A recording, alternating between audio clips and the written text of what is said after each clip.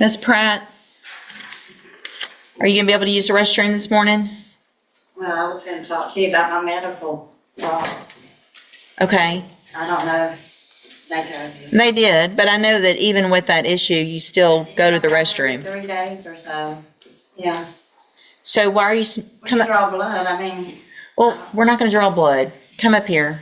Did, Put your water here. oh, my what? Yes, you're gonna go before the judge.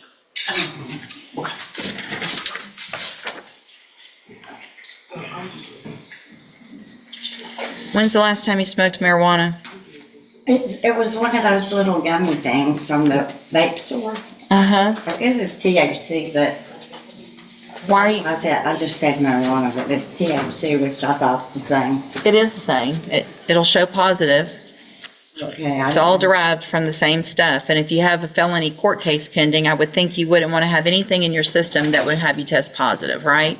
Well, I'm not sure if it will. It was like a month ago. I'm on probation. I've been on it for almost a year. Where, It's in from Jasper where? County, Okay. and they know about all my medical. I need a heart valve replacement, and I have a liver failure, and now it's resulted to be kidneys. Okay. So you, Sounds like you need to quit doing stuff to get yourself in trouble so you can I do. stay I out do, and like, take care of yourself. I do. I know. So,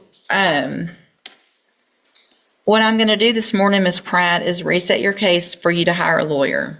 You need to try to get a lawyer hired before the next court date. Okay. If you do, bring the reset notice to them, and they'll tell you what you need to do. I'm also ordering, as a condition of your probation, that you have a drug patch. You need to have a drug patch put on within 24 hours. And you will, probation, when you're walking out, the lady sitting at that desk can give you a list of places where you can get that done. You have to have it on. You wear it 2 weeks. You have to show up every 2 weeks to have it tested. If it's not testable, I'm going to assume it's positive.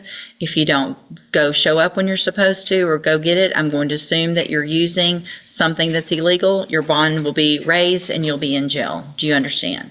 I do. Okay, so you need to have that on within 24 hours. So by tomorrow, you need to have the drug patch on. Okay. And then don't use anything that could potentially test positive for anything. It's that simple. If you're on a probation and you've got a felony pending, you need to be crystal clean. All right? Like 10 medicines that I'm on now. If you are on medication that shows you to test positive, that's one thing. A gummy from the corner store is not medication, right? So bring your list of medications if you test positive, show them. We understand. I know what things test positive for other things, but gummies aren't one of them. All right, step in front of the clerk. She'll give you your reset notice. Good morning. Are you? Buckle up, guys. Today we're stepping into a courtroom where a simple hearing turns tense fast. The judge presses Ms. Pratt on her THC use, her medical issues, and her probation risks. As she struggles to explain, the judge lays down strict orders, a drug patch, clean tests, and a clear warning: any slip means jail.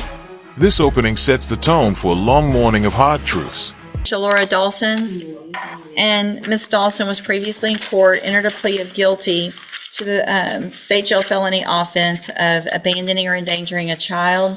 I've received the pre-sentence report. Has everyone had an opportunity to review that report? Yes, sir. Yes, sir. Miss Dawson, if I test you this morning, you can have anything in your system? Oh, no, ma'am. I did.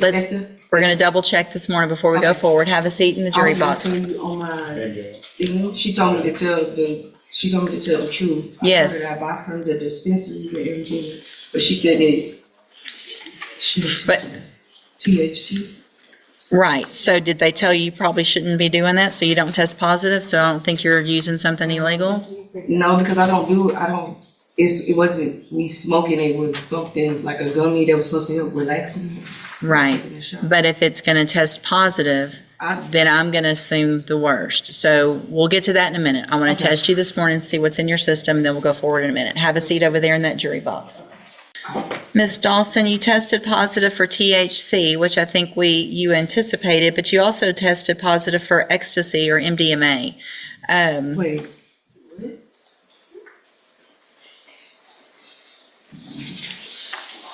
He just said it was a steroid, though.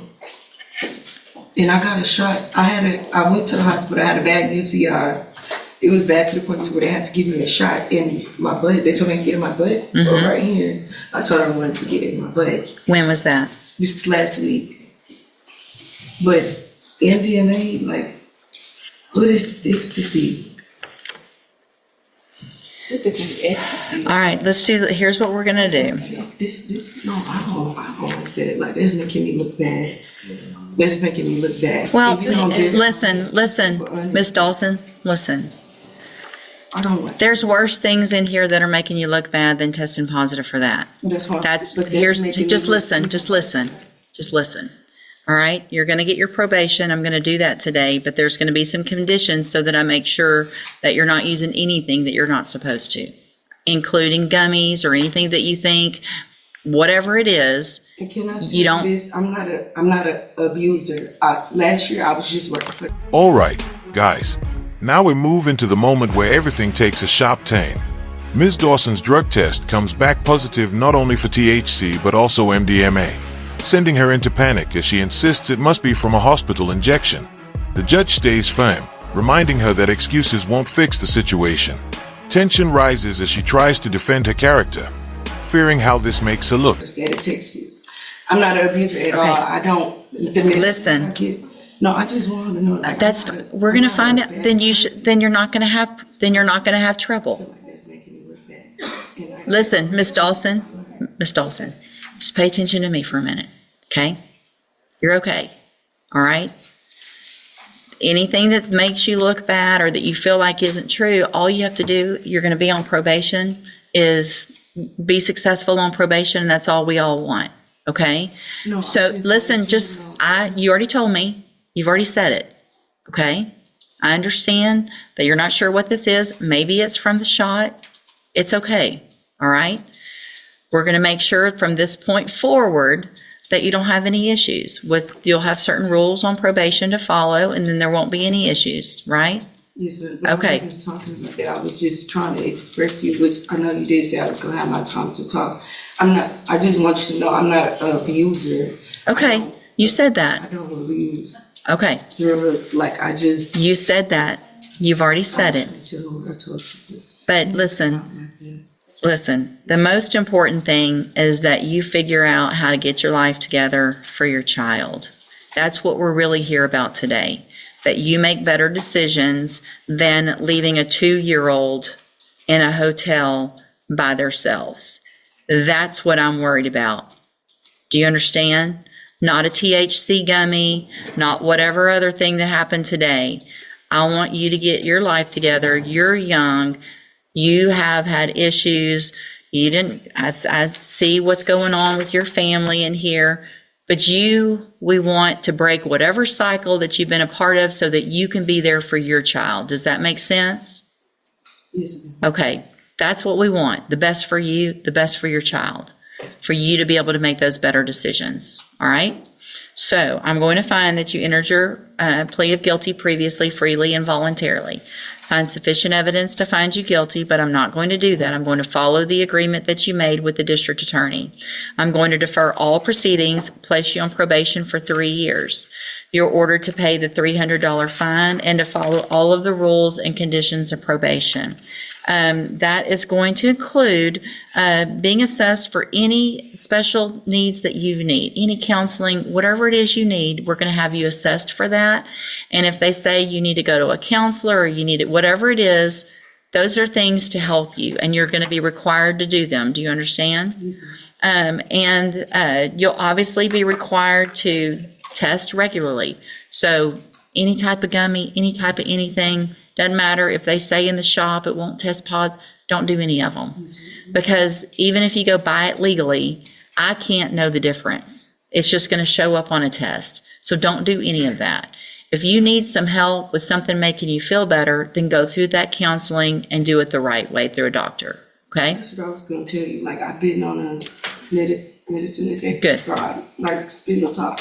Good. I just don't like feeling like dead inside. But taking it. Like, I know. And I know there's certain medicines and they don't make you feel that's great, my only thing. I just be but you feeling can't. disconnected from being a disappearing. Right. Well, talk to them about that because there's probably other medicines that they can try. Yeah, I Okay.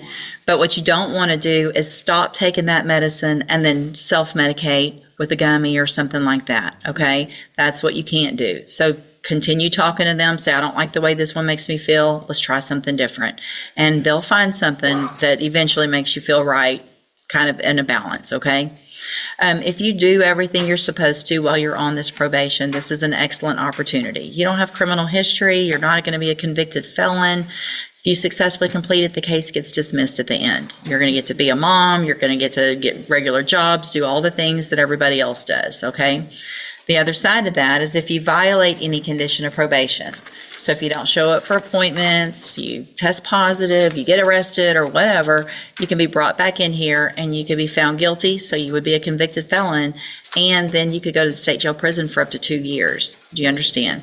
All right. You just need to have a seat here in the courtroom. Probation's going to call you up when she's ready to go over your paperwork. Okay. And I do want to apologize for me over talking to you. That's not my character. That's okay. You're nervous. I know you're nervous. I know. We're good. All right. Good luck to you, ma'am. Oh, here's the, hold on. I didn't hand this. It's a trial court certification that shows this was an agreement that I followed, so you've waived your right to appeal. So just have a seat here in the courtroom and wait for her to call you up. Now watch closely as the judge shifts from confrontation to guidance. She redirects the focus to the child left alone, the life choices ahead, and the opportunity probation gives. With a mix of warning and compassion, she explains how every test, appointment, and decision will determine Dawson's future. If you enjoyed this breakdown, make sure to like the video and subscribe to the channel, and we'll see you in the next video.